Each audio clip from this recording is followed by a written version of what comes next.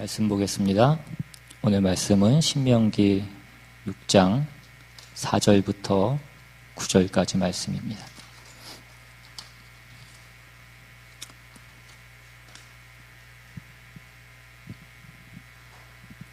뒤로 가서 안 보이네요.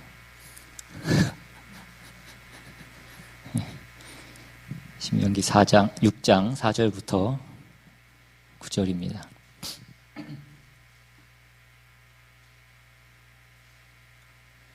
찾으셨으면 제가 대표로 봉독하겠습니다. 이스라엘아 들으라. 우리 하나님 여호와는 오직 유일한 여호와시니 너는 마음을 다하고 뜻을 다하고 힘을 다하여 내 하나님 여호와를 사랑하라.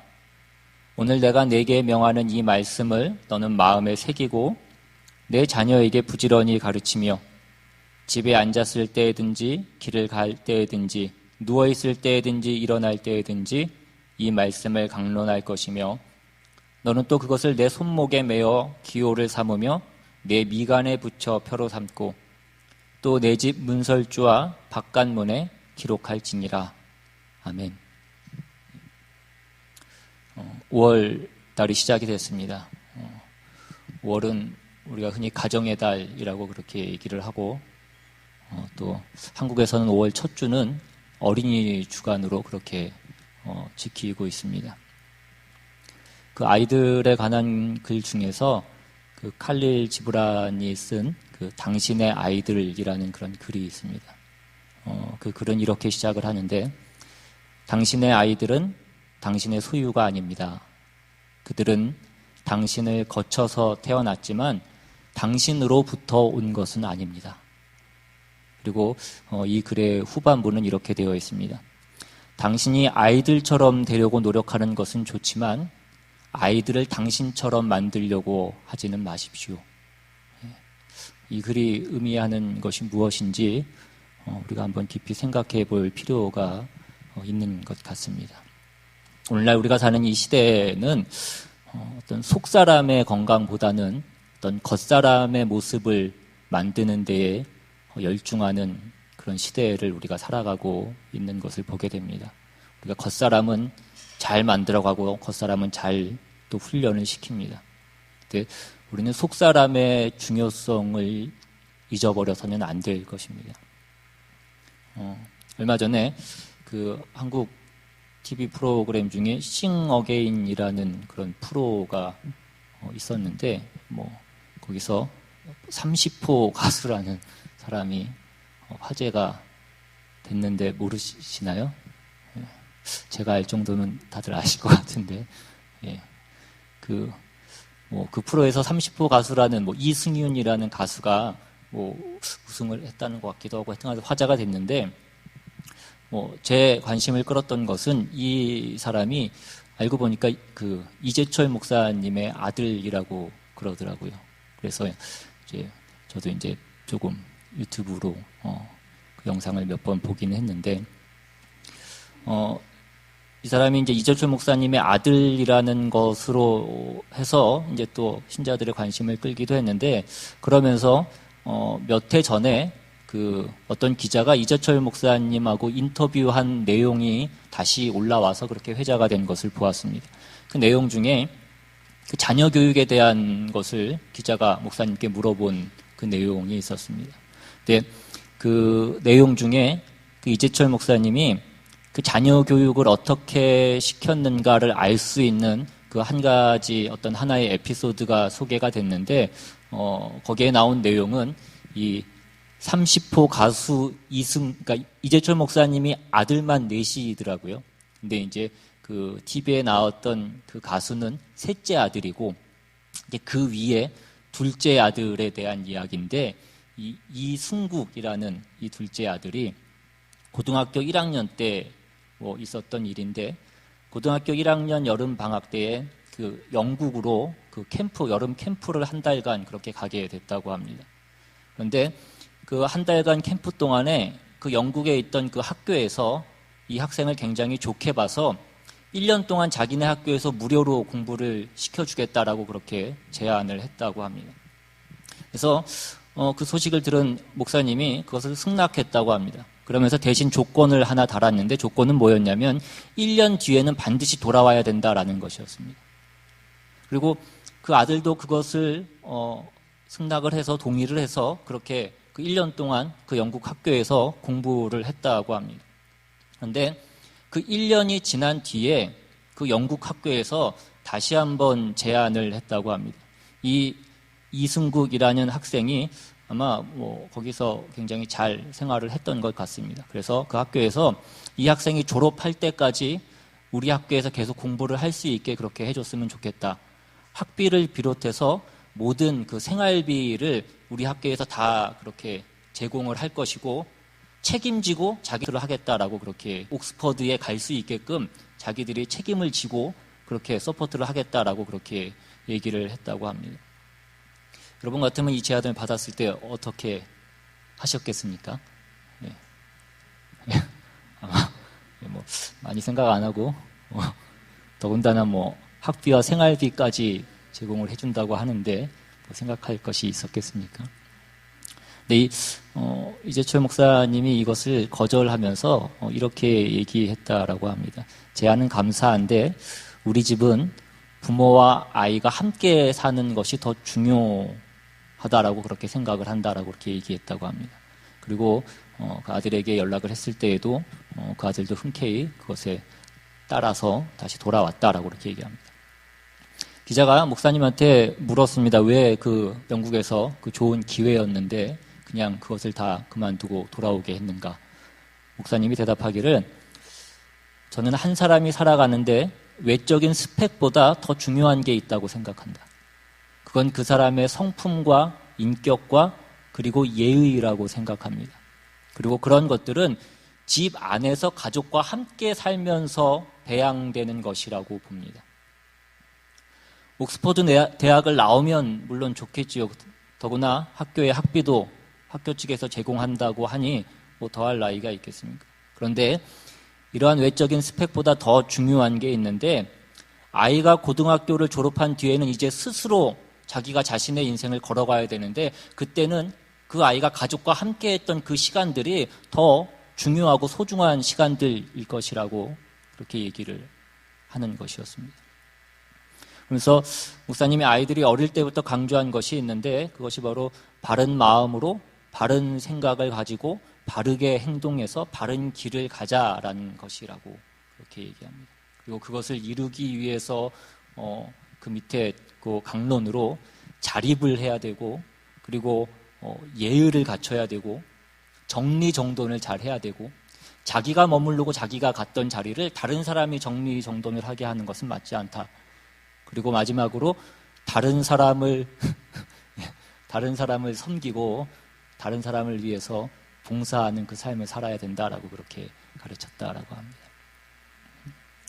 여러분은 여러분의 자녀를 어떻게 가르치시고 무엇을 가르치고 계십니까? 오늘 본문에도 보시면 오늘 본문은 자녀에게 가르칠 것에 대해서 말씀합니다. 마음을 다하고 뜻을 다하고 힘을 다하여 내 하나님 여호와를 사랑하라. 이것이 율법의 대강령이고 우리 모든 믿는 사람들이 가져야 될 어떤 신앙의 핵심이며 또한 우리 자녀들에게 가르쳐야 될 어떤 책임 있는 어떤 부모로서의 책임 있는 내용이라는 것입니다. 근데 이러한 것들을 어떻게 가르쳐야 되냐면 그 다음 6절에 보시면 오늘 내가 내게 명하는 이 말씀을 너는 마음에 새기고 내 자녀에게 부지런히 가르치며 라고 그렇게 말씀합니다. 자녀 세대에게 그 말씀을 제대로 가르치려면 먼저 부모 세대가 이 말씀을 마음에 새겨야 된다라고 그렇게 말씀하는 것입니다. 여기서 마음에 새겨야 된다라는 것은 행동과 실천으로 이것이 언제든지 나올 수 있도록 온전히 이해하고 내면화되어야 된다라는 것을 얘기하는 것입니다. 이것을 좀 더 자세히 하기 위해서 출애굽기 12장으로 한번 가보겠습니다. 출애굽기 12장으로 가보시면 이제 이스라엘 백성들이 출애굽하여서 가나안까지 가는 어떤 그 여정을 상징하는 어떤 것을 대표하는 의식으로서 유월절을 지켜야 되는 그 얘기가 나오는 부분인데 출애굽기 12장으로 가셔서 25절 이하를 보겠습니다.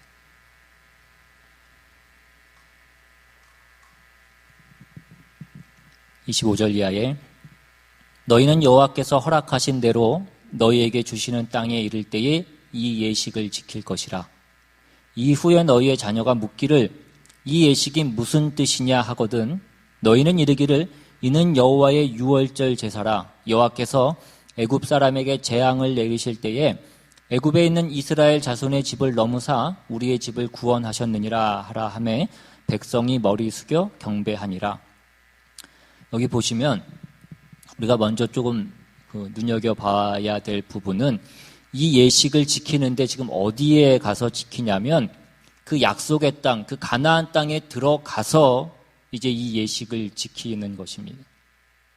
지금 왜 그러냐면 그들이 약속의 땅에 들어가야지만 그 자녀들이 우리가 이 예식을 왜 지키는 것입니까? 라고 물을 때에 할 말이 있는 것이기 때문에 그렇습니다. 그러니까 그 젖과 꿀이 흐르는 땅이 아닌 곳에서는 그 광야에서는 이 예식을 지킬 수 없을 뿐더러 혹 지킨다고 할지라도 자녀들이 물을 때에 자녀들에게 그것을 대답할 어떤 그 명분이 없다라는 것입니다. 자녀들이 부모에게 우리가 왜 이 예식을 지켜야 됩니까?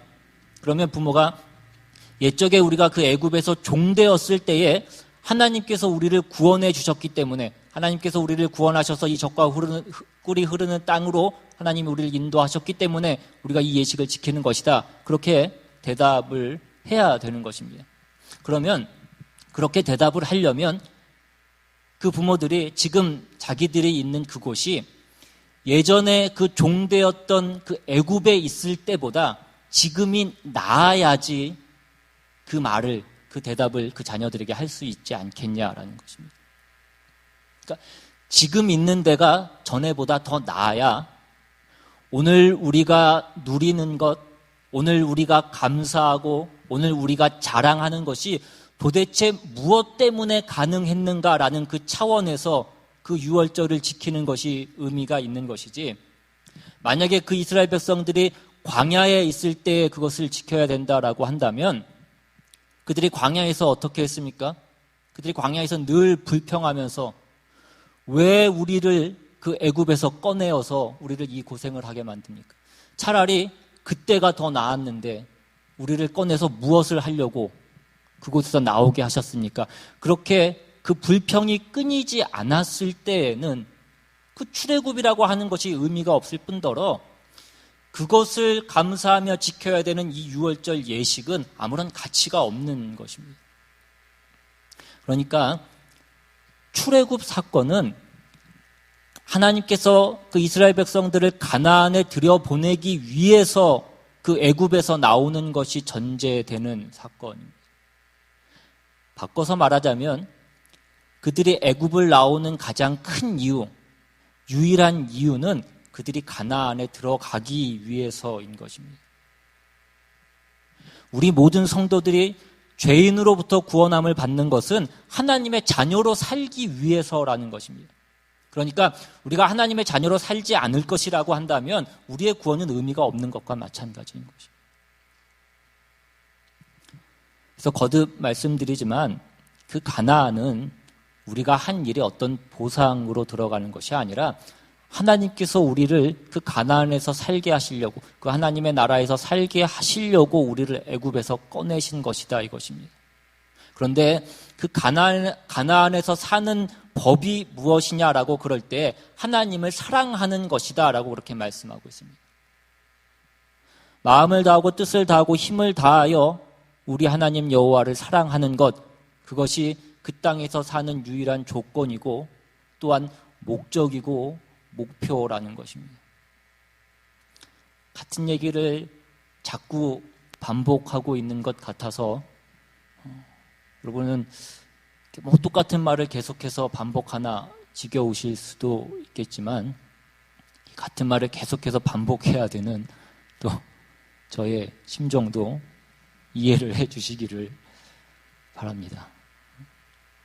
쉽게 얘기해서 가나안 땅에 산다라고 하는 것은 물고기가 물에서 사는 것과 마찬가지인 것입니다. 물고기가 그 물을 만나는 것입니다.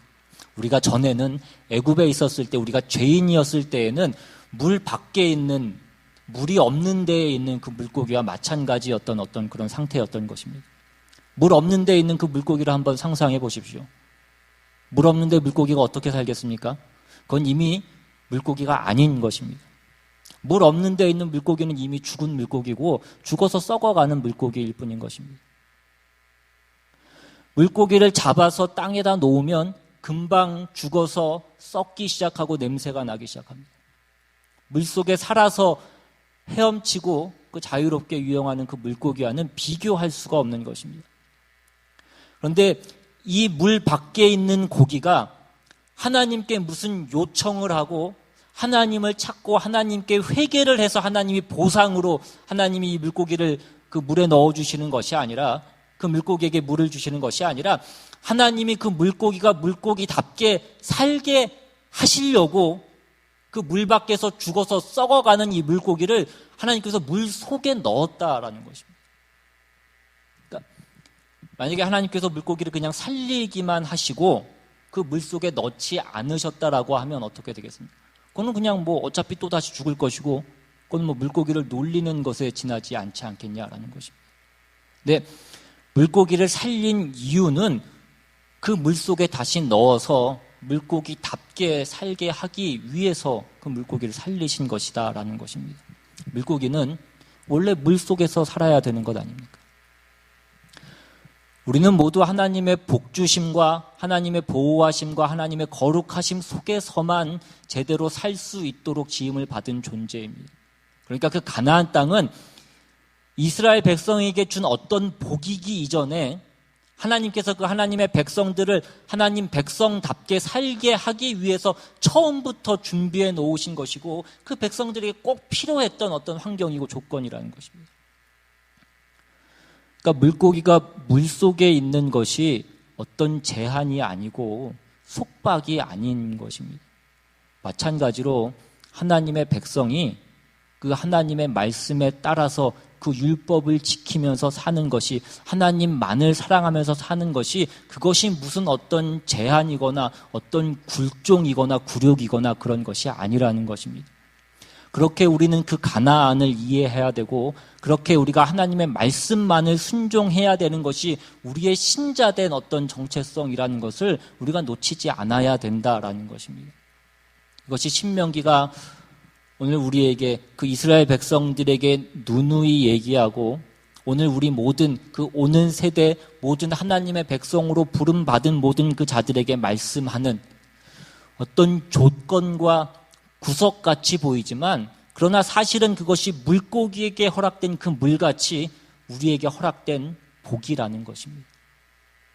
그러니까 가나안은 어떤 우리가 잘한 일의 보상으로 받는 것이 아니라, 그 물고기가 물이 있어야 되고 그 꽃이 해를 봐야 되는 것처럼 하나님의 자녀가 하나님의 자녀답기 위해서 허락된 기본적인 조건이고 환경들인 것입니다. 그러니까 우리가 거기서 해야 될 일은 무엇이냐면, 물고기가 물 안에서 물고기답고 꽃이 그 햇빛 아래서 그 본래 하나님이 창조하신 그 본래 그 영광된 그 창조의 목적을 나타내야 되는 것처럼, 우리가 하나님의 자녀로서 창조된 우리 본래의 그 하나님이 의도하신 그 창조의 그 영광된 어떤 그 모습을 우리가 우리의 삶 가운데 나타내야, 드러내야 된다라는 것입니다. 그것이 우리의 영광이고 하나님의 기쁨인 것입니다. 그래서 우리가 하나님을 믿고 산다라는 것은 그 꽃이, 그 해바라기가 해를 보는 것 같고 그 물고기가 물을 따라서 사는 것과 같은 것입니다. 근데 오늘날 이 믿지 않는 세상은 뭐라고 얘기를 합니까? 종교를 뭐라고 얘기합니까? 종교란 것은 의지가 약한 사람들이 그 어떤 자기 체면과 같은, 뭔가 의지할 것을 찾는 어떤 자기 체면과 같은 그런 것에 불과하다라고 그렇게 얘기합니다. 그러면서 나는 나 자신을 믿지 그런 것을 믿지 않는다, 어떤 그런 것에 의지하지 않는다라고 그렇게 얘기합니다. 우리가 당신 그러면 정말로 죽고 죽어서 지옥에 가게 된다라고 그렇게 얘기를 해도 나는 그러면 죽어도 좋고 지옥에 가도 괜찮다라고 얘기합니다. 그것이 용기 있는 것 같이 그렇게 생각을 합니다. 여러분, 그것은 용기도 아니고 자유도 아닌 것입니다. 근데 우리가 그 외눈박이가 사는 마을에 눈 둘이 있는 사람이 들어가면 눈 둘 달린 사람이 장애인처럼 그렇게 취급을 받는 것처럼 이 세상 속에서는 오히려 믿는 사람들이 조롱을 당하고 바보 취급을 당하게 되는 것입니다. 그런데 여러분, 이것은 우리의 진리가 밀리는 것이 아니라 여론에서 우리가 밀리는 것일 뿐인 것입니다. 우리가 갖고 있는 진리가 어떤 세상의 여론이 아니기 때문에 겪게 되는 어떤 어려움과 고통 때문에 혹시 내가 잘못 가고 있는 것이 아닌가라고 생각한다면 그것만큼 어리석은 생각은 없는 것입니다. 이제 우리가 하나님을 믿고 사는 것을 우리의 삶 속에서 하나님이 우리를 어떻게 영광스럽게 만드셨는가를 우리의 삶 가운데에서 나타내 보일 수 있어야 됩니다. 그리고 그것이 이제 뭘로 나타나게 됐느냐 하면 오늘 본문에서는 우리가 우리 자녀에게 교육시키는 것에서 그것이 나타날 수 있어야 된다라고 그렇게 말씀하고 있는 것입니다. 오늘 본문 6절 이하를 다시 한번 보시면 오늘 내가 내게 명하는 이 말씀을 너는 마음에 새기고 내 자녀에게 부지런히 가르치라 라고 말씀합니다. 집에 앉았을 때에든지 길을 갈 때에든지 누워있을 때에든지 일어날 때에든지 이 말씀을 강론할 것이며 너는 또 그것을 내 손목에 매어 기호를 삼으며 내 미간에 붙여 표로 삼고 또 내 집 문설주와 바깥문에 기록할지니라. 우리가 예전에는 하나님 없이 살았습니다. 그러니까 우리가 예전에는 물 밖에 있는 물고기와 같은 그런 존재였습니다. 우리는 썩어 있었고 죽어 있었던 어떤 그런 존재입니다. 그러나 이제는 아니라는 것입니다. 우리가 하나님의 백성으로 거듭났고 하나님이 우리의 물이시고 우리의 생명이시고 우리의 모든 것이 되는 것입니다. 이제 우리는 물속에서 사는 그 물고기가 됐고 해를 보는, 그래서 꽃이 피는 그 꽃이 된 것입니다. 여기서 말하는 부지런히 가르치라는 것은 우리가 모든 상황 속에서 우리의 자녀들에게 우리가 물 없이 사는 고기가 아니라 물 속에서 사는 그 고기인 것을 우리가 우리 자녀들에게 보여줄 수 있어야 된다는 것입니다. 우리가 아까 유월절 문제에 대해서 살펴봤을 때에 유월절을 자녀들에게 어떻게 가르쳐야 된다라고 그렇게 말씀했습니까? 자녀들이 부모에게 왜 이 예식을 지켜야 됩니까? 라고 그렇게 물었을 때에 예전에 하나님께서 우리가 종되었던 그 애굽에서 우리를 꺼내셔서 이 적과 꿀이 흐르는 땅에 우리를 인도하셨기 때문에 우리가 이 예식을 지키는 것이다 라고 그렇게 대답해야 된다라고 그렇게 말씀드렸습니다. 이때 자녀들이 그 부모의 말에 수긍할 수 있으려면 애굽보다 여기가 더 좋은 것이어야 됩니다. 여러분, 가나안은 애굽과 비교할 수 없는 것입니다. 거긴 종되었던 곳이었고 여기는 자유인으로 있는 곳이고 자유인으로서 기업을 가지고 있는 곳이 이 가나안입니다. 옛날에는 죄 짓는 것밖에 할 수 있는 것이 없었고 지금은 우리가 살아있는 그 생명의 부유함과 아름다움을 나타내는 어떤 그런 자가 된 것입니다. 여러분의 자녀 교육에 있어서, 여러분의 어떤 사회생활에 있어서, 여러분이 무슨 생활에서든지 어떤 그 모든 것에 있어서 여러분은 생명을 가지고 있고 그 생명을 꽃피우고 유지하는 데 조금도 부족함이 없는 그 환경 가운데에서 우리가 살아가고 있는 것이다 이것입니다.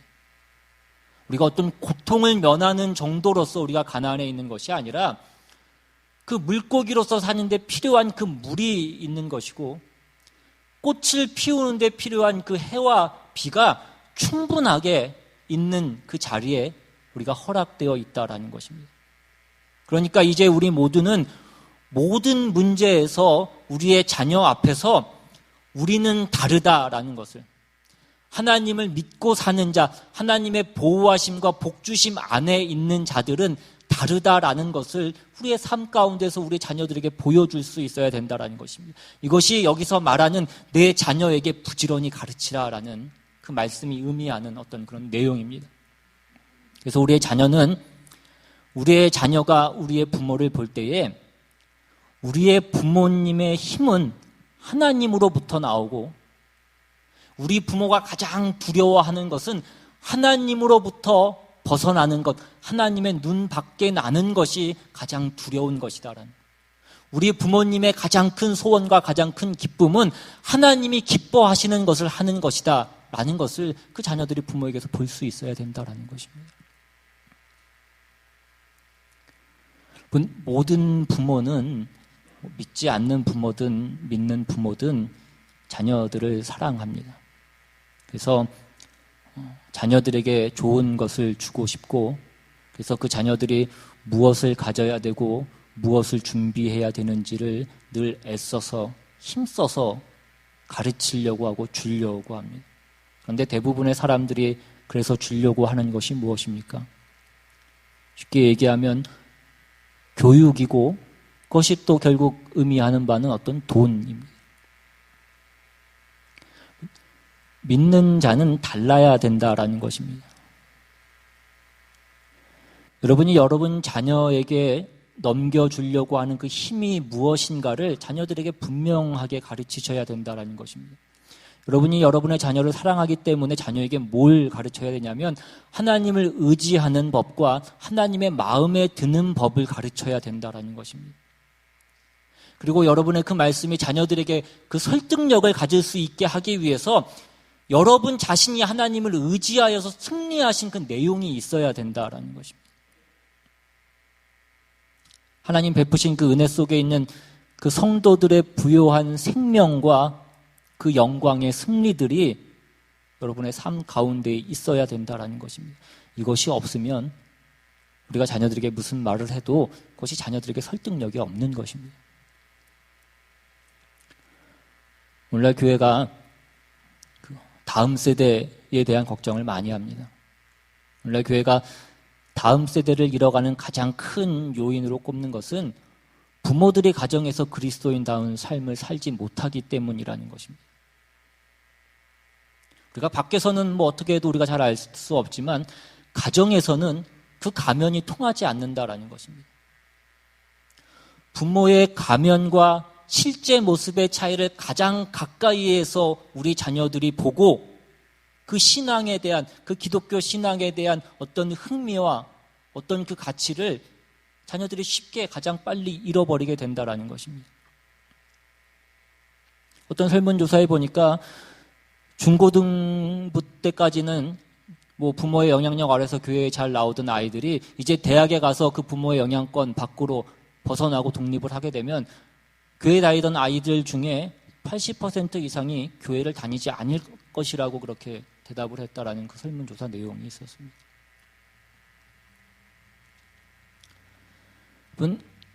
우리가 예수를 믿고 하나님의 백성으로 살라고 자녀들에게 말하는 그 말이 자녀들에게 설득력이 없는 것입니다. 자녀들이 우리 부모가 제일 무서워하는 것이 하나님이 아니라 세상이라는 것을, 돈이라는 것을 자녀들이 보기 때문이라는 것입니다. 돈을 무시하라는 말씀을 드리는 것이 아닙니다. 그러나 그 돈이 어떤 하나님과 대등한 위치에서 힘을 가지고 있어서는 안 된다라는 것입니다. 오늘날 이 세상은 돈이 만물의 척도입니다. 돈으로 모든 것을 할 수 있고 돈이면 다 되는, 돈이 그 모든 영향력을 미치고 있는 그 세상 가운데에서 24시간 동안 우리는 그 영향을 받으면서 살아가는 것입니다. 돈 때문에 싸우고, 돈 때문에 배신하고, 돈 때문에 죽고, 그런 일들을 우리는 흔히 우리 주변에서 다반사로 그렇게 보게 됩니다. 우리 자녀들이 그것을 남에게서 보는 것은 어쩔 수 없지만 우리 부모에게서 우리가 그것을 본다고 한다면 그 다음부터는 자녀들에게 어떤 말을 해도 그것이 설득력이 없는 것이다라는 것입니다. 부모가 남들보다 지위가 높고 뭐 돈이 많고 지식이 많고 유명하고 그러해야 될 필요는 없습니다. 썩은 고기가 크기만 크면 그것이 무슨 소용이 있겠냐라는 것입니다. 그러니까 피렘이라도 좋으니까 살아있어야 된다라는 것입니다. 하나님을 모시고 하나님 안에 있다라는 것이 무엇을 의미하는가, 우리의 인생과 우리의 인격에서 그것이 나타날 수 있어야 된다는 것입니다. 그것이 없으면 우리는 우리의 자녀들 앞에, 우리의 이웃 앞에 할 말이 없는 것입니다. 그런 의미에서 오늘 본문을 다시 한번 읽어보겠습니다. 너는 마음을 다하고 뜻을 다하고 힘을 다하여 내 하나님 여호와를 사랑하라. 오늘 내가 내게 명하는 이 말씀을 너는 마음에 새기고 내 자녀에게 부지런히 가르치며 집에 앉았을 때이든지 길을 갈 때이든지 누워있을 때이든지 일어날 때이든지 이 말씀을 강론할 것이며 너는 또 그것을 내 손목에 매어 기호를 삼으며 내 미간에 붙여 표로 삼고 또 내 집 문설주와 바깥문에 기록할지니라. 우리는 어느 곳에서나 하나님의 자녀라는 그 살아있는 사람이라는 그 표가 있어야 된다라는 것입니다. 살아있는 그 생명의 모습과 그 향기가 나타날 수 있어야 된다라는 것입니다. 여러분, 썩어 있는 것과 살아있는 것은 너무나 다른 것입니다. 그 차이가 없으면 우리는 그저 어떤 종교적인 모습을 하는 것으로 밖에는 우리 자녀들에게 할 말이 할 수 있는 것이 없는 것입니다. 그래서 그냥 식기도 하는 것으로 우리가 신자인 어떤 표를 내고 자녀들에게 헌금 쥐어줘서 교회에 보내는 것 밖에는 우리가 할 수 있는 것이 없어요. 여러분의 자녀가 여러분에게서 하나님을 섬기는 법을 배우고 하나님의 복주심 안에서 사는 그 삶의 그 영광과 부요함을 인정할 수 있도록 하셔야 됩니다. 그러기 위해서 오늘 우리는 마음을 다하고 뜻을 다하고 힘을 다하여 우리의 하나님 여호와를 사랑해야 된다라는 것입니다.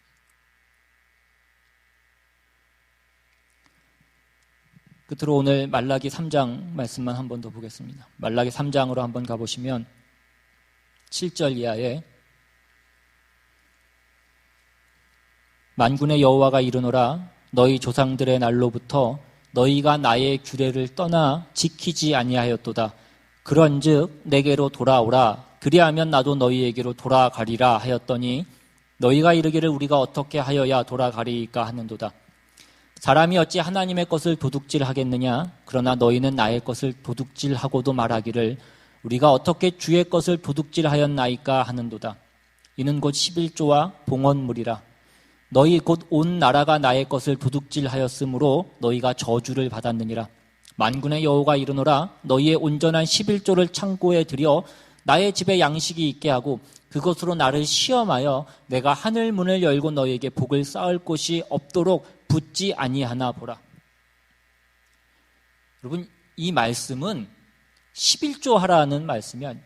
11조를 해서 복을 받으라는 것을 말씀하는 것이 아닙니다. 이것은 헌금이 갖는 그 11조가 갖는 의미가 무엇인지를 말씀하는 것입니다. 11조의 의미는 무엇이냐면 우리에게 필요한 그 모든 것이 하나님께만 있다라는 것을 얘기하는 것입니다. 11조 그 10분의 1이라는 것은 전체를 대표하는 것입니다. 우리가 하나님께 11조를 바치고 헌금을 바친다라는 것은 이 모든 것이 하나님께로부터 온다라는 것을 우리가 고백하는 것입니다.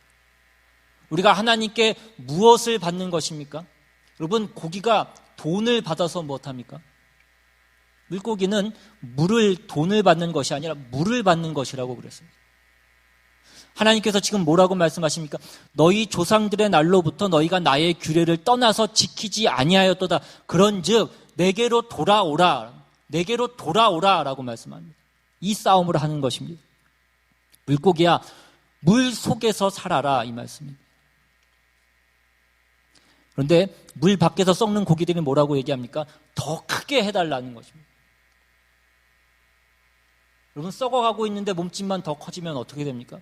악취만 더 심하게 날 뿐인 것입니다. 11조를 내서 나를 시험해보라. 하나님께 의뢰하고 하나님 안에 들어와 봐라 이것입니다.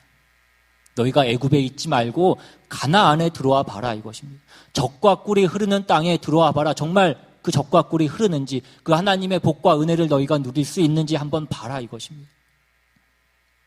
이 싸움을 하는 것입니다.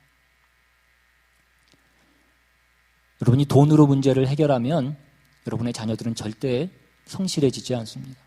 부모가 그 돈을 갖고 있는 것을 알기 때문입니다.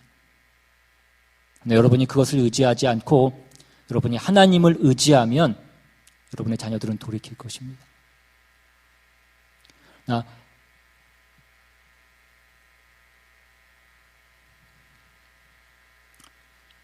여러분이 돈으로 해결하지 못했던 그 모든 문제를 하나님 안에서 해결하실 수 있는 그 복을 누리실 수 있기를 바랍니다.